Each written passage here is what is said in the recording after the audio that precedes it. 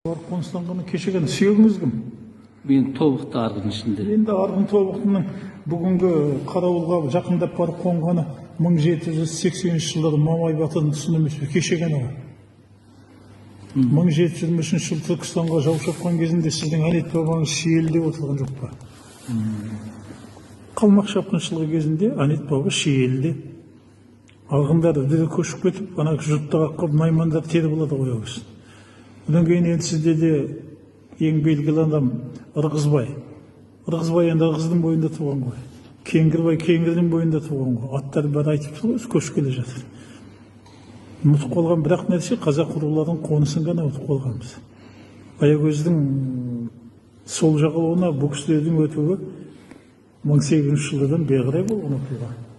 Жалпы о жақта тобықтылардан, мысал үшін, Кеңгірбайдың алдында қойылған бірде бір адам жоқ жақта. Тойсы Мамайдың алдында қойылған бірде бір адам жоқ.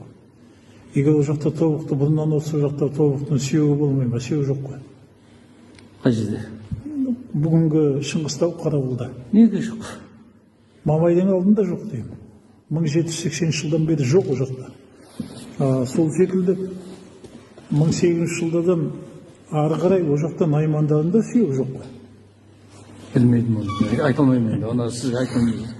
Ағасы, бұлардың батыры болмады ма осы? Қобыланды батыр, бұлардың батырын өлтіріп тастады ғой. Қобыланды Қыпшақ ғой.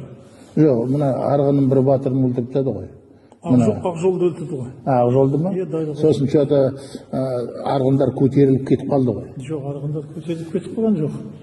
Арғын, Найман, Керей, Қоңырат төртеуі жиналып, бас қосып, төртеуін жан жақта келген туыс жұрт қой. Төртеуі жиналып, Әбілқайырға барып, Шайбани, өзбек ұлысының ханы. О кезде біз бәріміз өзбек ұлысындамыз, бәріміз өзбекпіз о кезде негізгі атауымыз. Қобыландыны жазалауды өтініп еді, Әбілқайыр жазаламады ғой. Сонда ғой Матайдың Қаптағай батырдан барып Қобыландыға не тылсатын жеріңді айт, не көшесің өшеден деп. Сон Қобыланды көшіп анау Қобдаға кетіп қалды ғой бір жолы, бүгінгі Ақтөбе облысында. Сол жақта өлді. Ана әлі қазақ хандығы деген күнде де Қобыландының қайтып келгені өтірік, ол қайтып келмеген. Сөйтіп жаңағы кімді Әбілқайыр Қобыландыны жазалауға бермегеннен кейін арғын, Найман, Керей, Қоңырат осы төртеуі ақылға келіп не істейміз деген кезде Керей мен Жәнібек осы төртеуін бөліп алып шықты ғой. Сөйтіп шудың бойында Қозыбасқа келіп Моғолстанның ханы Есенбұқадан Қозыбас сұрап алды. Бұл мінеки қазақ хандығының құрылған себебі, әртүрлі себеп бар ғой, соның бір себебі Қыпшақ пенен арғынның арасындағы кісі өлімі. Содан бастап біз бері шығып кетіп, түбін қуып келетін болса, біз сепаратистерміз. Қобыланды батыр сонда мына Әбілқайыр ханды командующий болды ма? Командующий болғанда соның қолбасшыларының біреуі ғой. Қыпшақ қой ол. Олар мына Ақжолмен екеуі дос болып жүрді, да? Жоқ, дос болып жүрген емес. Қалай болғанда да Ақжол биді өлтірген Қобыланды ғой, Қара Қыпшақ Қобыланды. Осы кезден бастап кикілжің туды да үйіп отырған өзбек ұлысы Әбілқайыр басқарып отырған. Әбілқайыр ханның аты ғой, әйтпесе атауымыз өзбек ұлысы. Екіге бөлініп кеттік қой, өзбек ары қарай кетті, біз бері қарай кеттік. Егер біз сол кезде бөлінбесек, бүгін 70 миллион халық болатын едік. Бізге қалмақта шаппайтын еді, осы шаппайтын еді. Жынды емес, өзінен көп халыққа шауып. Бірлік болмағасын ғой. Бірлік болмағанда жаңа Қобыландының Қыпшақ пен арғынның арасындағы кісі өлімі. Одан кейін арғындарды Найманның, Керейдің, Қоңыраттың қолдауы ғой. Оның себебі бүгінгі қазақ руларының ішіндегі Жалайыр, Шанышқылы, Шапырашты, Ошақты, Сіргелі,Ысты, Арғын, Найман, Керей, Уа, Қоңырат, Адай, Табын, Тама, Кете, Кердері, Шөмекей, Шеркеш, Төртқара, Шекті,Ысық, Жағалбайлы секілді рулар, Кете секілді рулар, Төртқара секілді рулар. Біз бәріміз Шыңғысхан тұсында ғана бүгінгі Моңғол жерімен Алтайдан көшкен рулармыз ғой бері қарай. Әлім ғой олар, Төртқара. Енді ол әлім деген кейіннен пайда болған конфедерация ғой, оның пайда болғаны көп болса 400 жыл болды, одан аты асқан жоқ. Бірақ жаңағы айтып отырған Кете, Төртқара, әлім деп отырған рулар, олар Шыңғысханның алдында бар.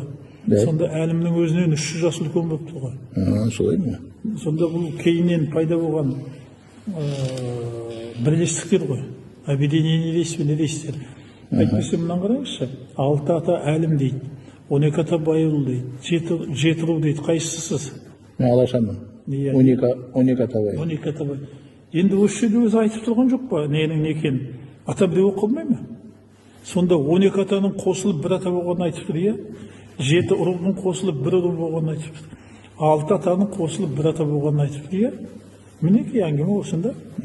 Бұл жерде тұрған бір үлкен бір алып ташқанысы жоқ. Бірақ енді ол кезде қандай ру болғанның бір принципті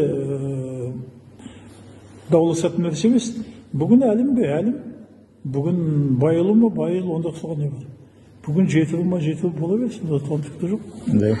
Мысалы үшін ана кісінің атасы Шәкәрімға айтады, біз ойрат атадан тараймыз дейді.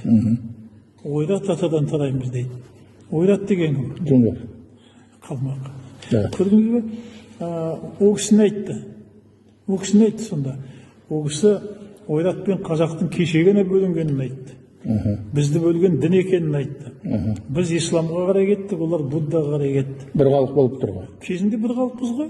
Мына құба қалмақ пен қалмақ үшке бөлінеді. Құба қалмақ, қара қалмақ, ақ қалмақ деп. Бізге шабылсыған құба қалмақ қой. Құба қалмақ деген өзіміз ғой. Кезіндегі өзіміздің аталасы. Олар буддаға табынып кетті. Сөйтті біз исламға кеттік. Сөйтіп арамызға жік түсті. Болды осы ғана. Сонда дін бөліп тастады ма сонда? Екіге бөлініп кеттік. Енді дін деген енді